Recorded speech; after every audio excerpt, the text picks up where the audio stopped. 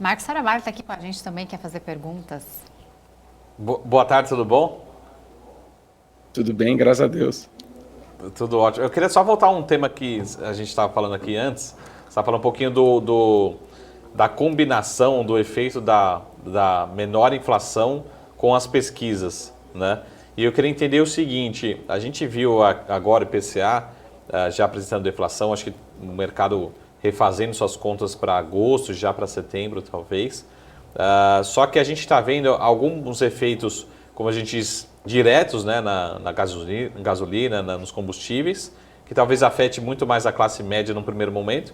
Mas aí no segundo momento, a gente pode ter vendo isso passando, talvez trazendo algum impacto, mesmo que seja indireto, nos alimentos. Que acho que aí sim começa a afetar realmente aquela classe que talvez seja mais sensível à renda, enfim, a esses efeitos. Então, quer dizer, traduzindo tudo isso, só para a gente recapitular aquilo que você falou, a gente pode ter uma alteração, e uma alteração de certa forma até drástica, possivelmente nessas pesquisas, ou seja, a gente já está vendo uma tendência realmente, e parte disso é o próprio efeito econômico, vamos dizer assim, né? No bolso. Veja, toda a literatura da ciência política, quando se trata de reeleição, especialmente de governos centrais, a primeira situação que ocorre, o padrão mundial, é a economia, especialmente o poderio de compra das famílias. Ora, poderio de compra das famílias tem tanto a massa salarial ampliada, que é importante, claro, mas também o processo inflacionário, né? Porque não adianta, por exemplo, dar um aumento para alguém, ou dar subsídio para alguém, ou dar um programa de assistência para alguém, se a inflação vem e come o poderio de compra, né? Lá no nosso escritório, a gente fez uma análise, tanto com inflação, quanto com massa salarial ampliada, etc., com índice de popularidade dos governantes, e o que mais bateu, você vai cair da cadeira, foi venda de cerveja.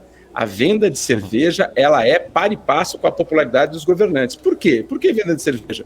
Porque ela reflete muita coisa, né? Ela reflete o grau de felicidade das pessoas, mas muito o grau de compra, o poderio de compra das pessoas. Então, o poderio de compra das pessoas está intimamente ligado com a aprovação ou não do governante de então. Como se trata de uma reeleição, o governante de então é candidato à reeleição e ele precisa desse índice de aprovação para ser reeleito. E, ora, o índice de aprovação está muito ligado ao poderio de compra. Logo, poderio de compra e capacidade de reeleição andam intimamente ligados.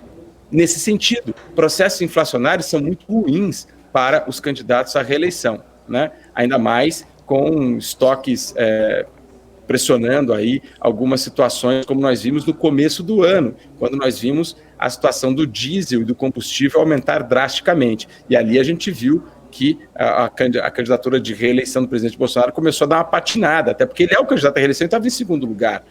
Logo, com o processo de arrefecimento do processo inflacionário, isso favorece demais a campanha de reeleição e claro que nós vamos continuar a ver uma melhora aí nos índices de popularidade da aprovação do governo, e isso se traduz em intenção de voto. Essa é a questão que está posta. O que está por trás dessa pergunta toda é a velocidade. Isso é, se há ou não velocidade para Bolsonaro passar Lula. Aí é uma outra questão que tem até outras variáveis. Mas o fato é que um processo de arrefecimento da inflação favorece demais o candidato à reeleição. E por isso nós temos quase muito conforto para dizer que o presidente Bolsonaro vai subir mais ainda nas pesquisas.